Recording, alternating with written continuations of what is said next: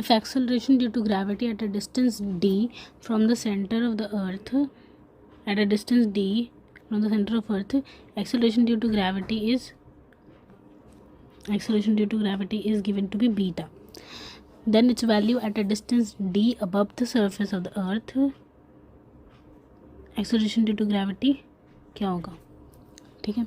अब यहाँ पे हमें ये पता है कि अगर हम अर्थ के सरफेस से कुछ हाइट नीचे चले जाएं तो वहाँ पे हमें जो जी का फॉर्मूला देखने को मिलता है, that is G is equals to G not 1 minus D by R. Okay, so it is D depth below the surface of Earth.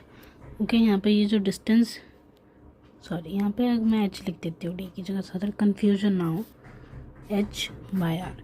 तो ये जो डिस्टेंस है जो सरफेस ऑफ द अर्थ से नीचे तक गया है, कितने नीचे है, that is R minus D.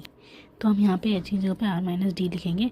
And यहाँ पे जी की वैल्यू हमें ऑलरेडी बीटा दी हुई है. Beta is equals to G not 1 minus R minus D by R. जब हम इसको सॉल्व करेंगे तो हमें बीटा की वैल्यू मिलेगी जी नॉट डी बाय आर.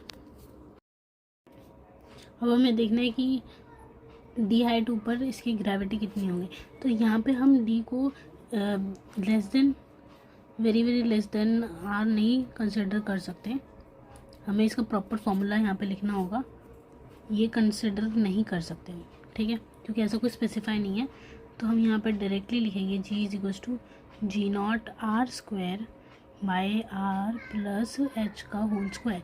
ये होता है वो कंडीशन जिसके अंदर H is very comparable to radius of Earth. तो हम इसके अंदर पुट कर देते हैं. एच की जगह पे मैं डी लिख देती हूँ. G is equals to G naught R square by R plus D whole square. And G naught की वैल्यू हम इस वाले से निकाल सकते हैं. G naught is equals to beta R by D. जब हम इसको यहाँ पुट कर देंगे it will be beta R by D into R plus D whole square. और यहाँ पे एक और आर स्क्वायर था पहले से, तो जी की वैल्यू होगी beta R cube by R plus D whole square multiplied by D. So इसकी इक्वेशन हमें, ये हमारे आंसर आया. ये वाला हमें क्वेश्चन ऑप्शन नंबर 4 में मिल जाता है. So option number 4 is a correct.